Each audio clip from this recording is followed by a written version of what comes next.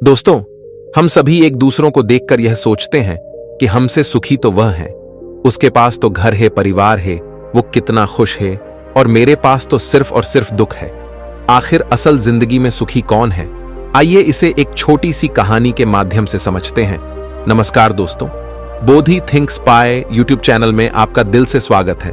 बहुत समय पहले की बात है, एक बार एक भिखारी गांव में भीख मांगने के लिए जाता है। भिखारी भीख मांगते मांगते एक किसान के दरवाजे पर पहुंचता है। वह भिखारी किसान के घर का दरवाजा खटखटाता है, लेकिन अंदर से कोई आवाज नहीं आती। दरवाजा खुला होने के कारण वह अंदर की ओर झांकता है, यह देखने के लिए कि कोई घर पर है या नहीं। वह देखता है कि किसान और उसका पूरा परिवार एक साथ बैठकर बात कर रहे हैं। बच्चे किसान के साथ लिपटे हुए हैं, खेल रहे हैं। भिखारी को लगा कि शायद किसी ने मेरी बात पर ध्यान नहीं दिया, इसलिए उसने फिर से आवाज लगाई। जब उसने दूसरी बार आवाज लगाई तो किसान की पत्नी ने सुना और उसके बाद कुछ अनाज लेकर घर से बाहर आई और उसे भीख दे दी। उसके बाद वह भिखारी वहां से चला गया और कुछ आगे चलकर वह यह सोचने लगा कि कितना खुशहाल परिवार है, कितने सुखी हैं ये लोग। परिवार में 2 बच्चे हैं और वे बच्चे पिता के साथ खेल रहे हैं। सब कुछ देखकर कितना अच्छा लग रहा था। काश मेरा भी परिवार होता। किसान का परिवार कितना खुश है, और एक मुझे देखो, दिन भर भीख मांगना पड़ता है, फिर घर आकर खुद से खाना बनाना पड़ता है, और मुझे कितनी परेशानी होती है। इसके बाद वह भिखारी अपने रास्ते निकल गया और किसान के परिवार ने खाना खाया। और खाना खाने के बाद किसान अपनी पत्नी को कहने लगा कि घर खर्च के लिए पैसे नहीं हैं, बड़ी परेशानी है। साहूकार से 1000 उधार लेना पड़ेगा, पता नहीं वह देगा या नहीं। किसान की पत्नी ने उसे धैर्य रखने के लिए कहा और बोली, आप जाओ, आपको साहूकार पैसे दे देगा। किसान गांव में एक सेठ के पास गया जिसके पास कपड़े की दुकान थी। वह ब्याज पर लोगों को पैसा देता था। किसान ने सेठ से 1000 मांगे, और जब सेठ किसान को पैसा दे रहा था तो उसने देखा कि वहां पैसों का हिसाब लगा हुआ है। किसान जब वहां से निकला तो वह सोच रहा था कि साहूकार कितना खुश है। मैं कहां 500 या 1000 के लिए घबरा रहा हूं, परेशान हो रहा हूं, और इस सेठ के पास 20,000 30,000 का हिसाब चल रहा है। किसान यह सोचते सोचते घर चला गया। सेठ की गांव में छोटी सी कपड़े की दुकान थी। गांव में कपड़े लाने के लिए उसे शहर जाना पड़ता था। वह शहर के एक बड़े दुकान से कपड़ा लाता था। अगले दिन वह सेठ शहर पहुंचा और वहां जो बड़े दुकान के सेठ जी थे उनसे मुलाकात की और उनसे सेठ से कहा कि कपड़ा खरीदना है। बड़े सेठ के पास उसका एक कर्मचारी संदेश आ रहा था कि 1 लाख का फायदा हो गया, 2 लाख का फायदा हो गया, कोलकाता में माल पहुंच गया है, मुंबई में हो गया। ये सब उसको वहां देखने को मिला। जब गांव का सेठ वहां से निकला तो वह सोचने लगा कि हम अपने आप को इस गांव का सबसे बड़ा सेठ मानकर बैठे हैं और 5,000 10,000 में खेल रहे हैं। यहां तो लाखों का फायदा हो रहा है। ये सोचते सोचते वह सेठ कपड़े लेकर अपने गांव के लिए रवाना हो गया। इसके बाद बड़े सेठ शहर वाला सेठ के पास उनका नौकर आया और बोला, एक उतार आया है मालिक, 7 लाख का घाटा हो गया है। सेठ जी का दिमाग ठनक गया। तभी दूसरा नौकर आया और बोला, आज आपको दावत में जाना है। अपने जो राय बहादुर साहब हैं उनके यहां दावत है। लॉर्ड साहब आने वाले हैं, आप तैयार हो जाइए। हमने मोटर गाड़ी लगा दी है। सेठ जी दुखी मन से तैयार हुए और गाड़ी में बैठ गए, और कुछ देर के बाद सेठ जी राय बहादुर के घर पहुंच गए। वहां दावत सजी हुई थी, बड़े बड़े सेठ आए हुए थे। सेठ जी के लिए तो बैठने तक की जगह नहीं थी, जैसे तैसे इनको कुर्सी मिली। उसके बाद सेठ जी देखने लगे कि कमिश्नर आ रहा है, कलेक्टर आ रहा है, बड़े बड़े अधिकारी साहब आकर मिल रहे हैं। ये सब नजारा देखकर सेठ जी सोचने लगे कि कहां मैं अपने आप को सेठ मानकर बैठा हूं और कितना खुश हो रहा हूं। सबसे ज्यादा तो सुखी ये हैं, इनके पास बड़े बड़े अधिकारी आते हैं, चाय पीते हैं, हाथ मिलाते हैं, जलवा तो इनका है। इसके बाद सेठ जी राय बहादुर से मिले और उन्हें तोहफा दिया, खाना खाया और अपने घर के लिए रवाना हो गए।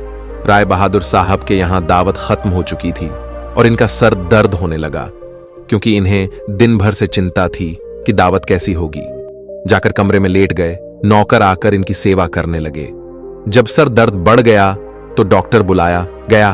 तभी राय बहादुर साहब के पास एक संदेश आया जिससे मालूम चला कि व्यापार में घाटा हो गया है। अब उनका सर दर्द और भी बढ़ गया। राय बहादुर ने अपने नौकरों से कहा, क्या जिंदगी है, बड़े बड़े अधिकारी को चाय पिलानी पड़ती है, पार्टी रखनी पड़ती है, वह सब करते हैं, इसीलिए हमें भी दावत रखनी पड़ती है, वरना कौन इतना सरदर्द मोल ले। तभी उन्होंने देखा कि खिड़की से एक भिखारी जा रहा था जो अपने हाथ में डंडा लेकर गाना गा रहा था। राय बहादुर साहब ने नौकरों से कहा, देखो, जिंदगी में खुश तो ये है, सुखी तो ये है, इसको कोई चिंता नहीं है, ना घाटे की ना फायदे की। यह वही भिखारी था जो किसान को सुखी मानता था, खुश मानता था। दोस्तों, हर इंसान खुश तो है, लेकिन वह अपने से धनवान व्यक्ति को देखकर दुखी हो जाता है और उसे लगता है कि सिर्फ धनवान व्यक्ति ही खुश और सुखी है। लेकिन धनवान होने के अर्थ यह नहीं कि वह व्यक्ति सुखी भी है। अगर आप जीवन में खुश और सुखी रहना चाहते हैं तो अपने से धनवान की ओर ना देखें, क्योंकि हो सकता है जो जीवन आप जी रहे हो वैसा जीवन पाने के लिए भी कुछ लोग तरस रहे हो। दोस्तों, दूसरी शिख जो हमें इस कहानी से लेनी चाहिए, जो हमें अपने आप से रूबरू करवाती है और हमारी असलियत दिखाती है कि हम जैसे हैं वैसे ही अच्छे हैं। एक छोटे से गांव में एक व्यक्ति रहता था जो पहाड़ से पत्थर तोड़ने का काम करता था। उस व्यक्ति को अपनी जिंदगी से कोई शिकायत नहीं थी। पूरे मेहनत और लगन से दिन भर काम करता और शाम को काम खत्म होने के बाद जो भी पैसा मिलता उसे लेकर अपने घर आता और अपने परिवार वालों के साथ कुछ समय व्यतीत करता था और फिर चैन से सो जाता था। ऐसा करते हुए उसे कई साल बीत गए थे। हर दिन की तरह वह अपना काम खत्म करके घर वापस जा रहा था।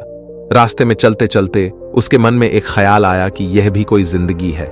मैं सुबह से शाम तक पत्थर तोड़ने का काम करता हूं और शाम में मुझे थोड़े से पैसे मिलते हैं, जिससे मुश्किल से मेरे और मेरे परिवार का गुजारा हो पाता है। शायद आज मुझे कहीं से कुछ ऐसी शक्ति मिल जाए जिससे मैं जो चाहूं वह पूरा हो जाए। वह घर गया, खाना खाया, लेकिन उसका ध्यान खाने की ओर नहीं था। उसके दिमाग में बस एक ही ख्याल था कि काश मुझे कोई ऐसी अलौकिक शक्ति मिल जाए जिससे मैं जो चाहूं हासिल कर सकूं। वह इस बात को सोचते सोचते सो गया। फिर नींद आने के बाद उसे एक सपना आया। सपने में उसने देखा कि वह रोज की तरह अपना काम खत्म करके घर लौट रहा था। तभी रास्ते में उसे एक बहुत बड़ा घर दिखा। तभी उसके मन में विचार आया, काश यह घर मेरा होता और मैं इसका मालिक होता। और उसका इतना सोचते ही वह उस घर का मालिक बन गया। उसको यकीन ही नहीं हो रहा था कि उसने जो सोचा वह पूरा हो गया, लेकिन उसकी खुशी अधिक देर तक नहीं टिक पाई। अचानक से एक शोर सुनाई दिया। उसने देखा कि उसके घर के बाहर से एक रैली निकल रही है जिसमें बीचों बीच एक राजनीतिज्ञ है। उसे देखकर वहां खड़े लोग उसके नाम के नारे लगा रहे थे और सब उसको देखने के लिए तड़प रहे थे। तब उसको यह एहसास हुआ कि मैं कितना छोटा हूं, मेरा तो कोई अस्तित्व ही नहीं है इस राजनेता के समक्ष। काश मैं एक राजनेता होता और मेरे पास इतनी क्षमता होती। उसके इतना सोचने की देर थी कि वह राजनेता बन गया। उसके खुशी का ठिकाना नहीं रहा, क्योंकि उसके पास हजारों लोगों की भीड़ थी और सब उसको देखने के लिए तरस रहे थे। लेकिन उसकी यह खुशी भी ज्यादा देर भी टिक नहीं पाई, क्योंकि धूप बहुत ही तेज थी और उस राजनेता को इतनी धूप में खड़े रहने की आदत नहीं थी। उसे चक्कर आया और वह बेहोश हो गया। फिर उसे एहसास हुआ कि यह राजनेता सबसे ताकतवर नहीं है, ये जो सूरज है ये सबसे ताकतवर है। उसके मन में आया कि काश मैं सूरज होता, मेरे आगे कोई टिक नहीं पाता।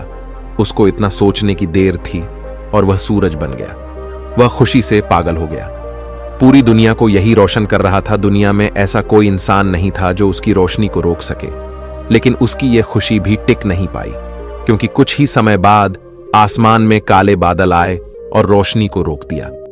फिर उसको एहसास हुआ कि कोई है जो मेरी रोशनी को भी कोई रोक सकता है। उसके मन में यह ख्याल आया कि काश मैं बादल होता, और वह बादल बन गया। उसको ऐसा लग रहा था कि वह आसमान में उड़ रहा है और वह जहां चाहे वहां जा सकता है। लेकिन कुछ देर बाद एक हवा का झोंका आया जो उसे उड़ा ले गया। उसे एहसास हुआ कि बादल सूरज की रोशनी को रोक सकता है, लेकिन हवा को नहीं, क्योंकि यह हवा उसे बहा कर ले गई। फिर उसके मन में यह विचार आया कि काश में हवा होता, और वह हवा बन गया। हवा बनने के बाद उसने अपने अंदर एक अलग सी ऊर्जा महसूस की और सोचा कि मैं जिसको चाहूं उसे उड़ाकर ले जा सकता हूं। उसको यह विश्वास होने ही वाला था कि इस दुनिया में सबसे ताकतवर मैं हूं। लेकिन तभी उसके सामने एक पहाड़ आया। उसने पूरी ताकत लगा दी, लेकिन उस पहाड़ को नहीं हिला सका। उसको यह एहसास हुआ कि कोई है जो हवा से ज्यादा शक्तिशाली है, जिसमें हवा को रोकने का भी दम है। फिर उसके मन में यह ख्याल आया कि काश में पहाड़ होता, और वह पहाड़ बन गया। लेकिन हर बार की तरह उसकी खुशी ज्यादा देर तक नहीं टिक पाई। एक जानी पहचानी आवाज उसे सुनाई दी और साथ ही साथ उसको दर्द होने लगा, जैसे कि कोई है जो उसे तोड़ रहा है, मार रहा है। तब वह दर्द से चीखने लगा और उसके मन में आया, मैं वह बन जाऊं जो पहाड़ को तोड़ने का दम रखता है। लेकिन इस बार उसकी यह ख्वाहिश पूरी नहीं हुई। वह चीखने लगा, चिल्लाने लगा, अपनी पूरी ताकत लगा दी, लेकिन इस बार वह नहीं बन पाया। उसका दर्द बढ़ता ही चला जा रहा था। उस दर्द के कारण उसकी नींद खुली तो उसके सामने एक शीशा था। उस शीशे में खुद को देखा तो समझ आया कि मैं वह क्यों नहीं बन पा रहा था जो बनना चाह रहा था, क्योंकि असलियत में मैं वही हूं। दोस्तों, किसी से कुछ सीखना अच्छी बात है, लेकिन अपना अस्तित्व को भुलाकर किसी और के अस्तित्व को अपना लेना खुद का एवं साथ ही उस ईश्वर रूपी कारीगर का भी अपमान करना होता है, जिसे आपको सबसे अलग बनाया है। हम भूल जाते हैं कि हम सभी में एक ऐसी खासियत होती है जो हम सबको खास बनती है। बस उसे हमें खुद के अंदर तलाश करना होता है। इसलिए आप जैसे भी हैं, आप अच्छे हैं। आपको किसी के भी जैसा बनने की कोई जरूरत नहीं है। आप जैसे भी हैं, सर्वश्रेष्ठ हैं। अगर आपको कुछ बनना है तो अपने आप को पहचाने, अपनी क्षमताओं को पहचाने और अपना श्रेष्ठ संस्करण बने। और तिच्छरी सीख जो हमें इस कहानी से सीखनी चाहिए, एक गांव में एक राजा था जिसने अपने जीवन काल में कई लड़ाइयां जीती और काफी हद तक अपने साम्राज्य का विस्तार किया था, क्योंकि समय के साथ राजा की सूझबूझ और साहस के कारण साम्राज्य बढ़ता गया। राजा या तो अपने शत्रुओं को परास्त करके वहां अपने साम्राज्य का झंडा गाड़ देता था, या फिर शत्रु स्वयं उसके सामने आत्मसमर्पण कर देता था। साम्राज्य के अंदर भी सुख और शांति का माहौल था। लोग बिना किसी डर के खुशी से रहते थे। इसी तरह उनका जीवन अब 56 वर्ष का हो गया था। राजा बहुत खुशी और धूमधाम के साथ रहता था, लेकिन अब वह वयस्क हो चुका था। उसका एक ही बेटा था जिसकी उम्र सिर्फ 16 साल की थी। राजा जानते थे कि इतने बड़े साम्राज्य पर शासन करने के लिए उम्र से ज्यादा समझदारी और कुछ महत्वपूर्ण बातें मायने रखती हैं। जो इन बातों को अपना लेता है वह इतने बड़े साम्राज्य पर आसानी से शासन कर सकता है। तभी एक दिन राजा ने अपने बेटे को अपने कक्ष में बुलाया और कहा कि सुनो बेटा, ऐसा नहीं होता। इससे कोई फर्क नहीं पड़ता कि आप 16 साल के हैं या 56 साल के। दुनिया आपकी हैसियत के मुताबिक आपकी इज्जत करेगी। हर कोई चाहता है कि लोग उसकी इज्जत करें, उसे मजबूत समझे, लेकिन यह इतना आसान नहीं है। अगर आप चाहते हैं कि लोग आपका सम्मान करें तो सबसे पहले यह याद रखें, कभी भी किसी से आपका खुद का सम्मान करने के लिए ना कहे, किसी से सम्मान की भीख ना मांगे। ये कमजोरी की निशानी है, क्योंकि सम्मान लोगों के लिए एक शक्ति है। आप बने इतना अनमोल और शक्तिशाली ताकि उन्हें आपका सम्मान करना पड़े। क्या आप जानते हैं लोग समुद्र का सम्मान क्यों करते हैं? क्योंकि वह किसी को भी उसका सम्मान करने के लिए नहीं कहता है। समुद्र की शक्ति से प्रभावित लोग उसका सम्मान करते हैं क्योंकि वह शक्तिशाली है। लोगों के मन में समुद्र के प्रति सम्मान के अलावा आपके पास उस तरह की ताकत बनने का कोई और तरीका नहीं है ताकि लोगों को किसी भी स्थिति में आपका सम्मान करना पड़े। इसके लिए आप स्वयं को जीवन के हर पहलू में मजबूत और शक्तिशाली बनाएं। अपना वादा हमेशा पूरा करें, इससे आपको स्वचालित रूप से सम्मान मिलेगा। साथ ही दयालु बने और दूसरों का भी सम्मान करें। ये याद रखें कि हमेशा दूसरों से सीखते रहे। कुछ ना कुछ घटित होता रहता है। आप कभी भी सब कुछ नहीं जान सकते। जीवन की वास्तविक शिक्षा भी वास्तविक जीवन से ही मिलती है। युवावस्था में आप जितनी अधिक चुनौतियों का सामना करेंगे, आप उतने ही अधिक मजबूत बनेंगे। आने वाले समय में आप और अधिक प्रगति करेंगे। ये जीवन का वह समय है जहां आपको लड़कियों के प्यार में नहीं पड़ना है, बल्कि खुद को मजबूत बनाने पर ध्यान केंद्रित करना है। जब आप एक अनमोल और शक्तिशाली व्यक्ति बन जाएंगे, ताकि जब आप बनना चाहें तो यह अपने आप आ जाए। अपने जीवन में बेहतरी लाएं और आगे बढ़ना शुरू करें तो कुछ लोग आपको पीछे खींचने की कोशिश करेंगे। यह लोग आपके मित्र या परिवार में से कोई भी हो सकते हैं, या आपके सपनों का मजाक उड़ाएंगे, या आपको ऐसी आदतें अपनाने के लिए कहेंगे जिससे आपका समय और ऊर्जा बर्बाद होती है, क्योंकि वे आपको आगे बढ़ते नहीं देखना चाहते हैं। वे आपकी प्रगति से ईर्ष्या करेंगे क्योंकि उनकी कमजोरी और आलस्य के कारण वे काम करने में असमर्थ हैं।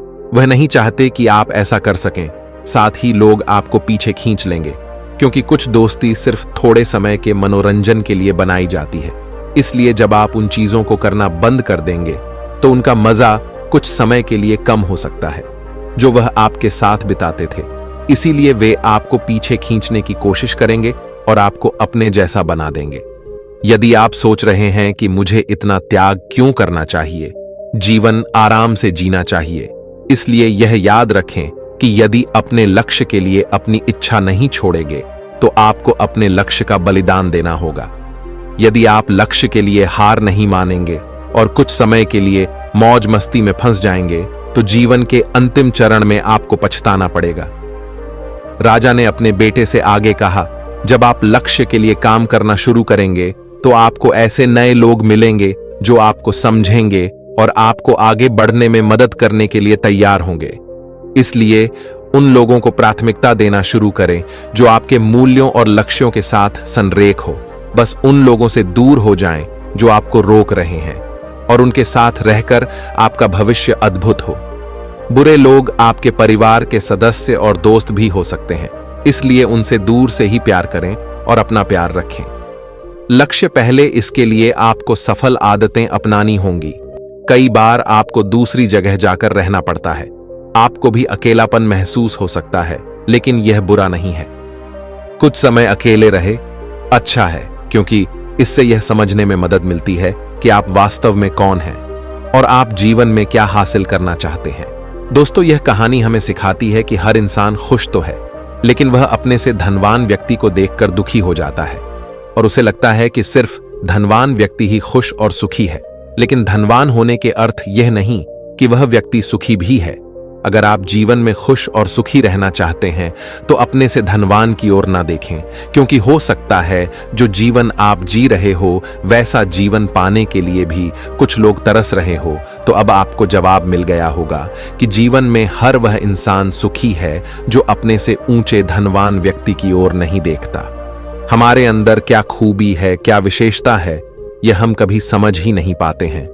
आज जिसको देखो वह किसी और के जैसा बनना चाहता है, वह किसी और की जिंदगी जीना चाहता है। हर किसी की जिदंगी की एक अलग ही खासियत होती है, बस उसको समझने की और अपनी क्षमताओं को पहचानने की जरूरत होती है। जिस दिन आप अपनी क्षमताओं को समझ जाएंगे, उस दिन से आपके अंदर से किसी और के जैसा बनने का या किसी और का जीवन जीने का जो जिद्द है वह हमेशा के लिए खत्म हो जाएगा और आप अपने जीवन को अच्छे से जी पाएंगे। तो दोस्तों, कैसी लगी आपको ये कहानी, आप हमें कमेंट सेक्शन में जरूर बताना, और अच्छी लगी हो तो इस चैनल को सब्सक्राइब जरूर कर लेना। तो चलिए मिलते हैं ऐसी ही कोई नई कहानी में। तब तक के लिए अपना ख्याल रखें। धन्यवाद और नमो बुद्धाय।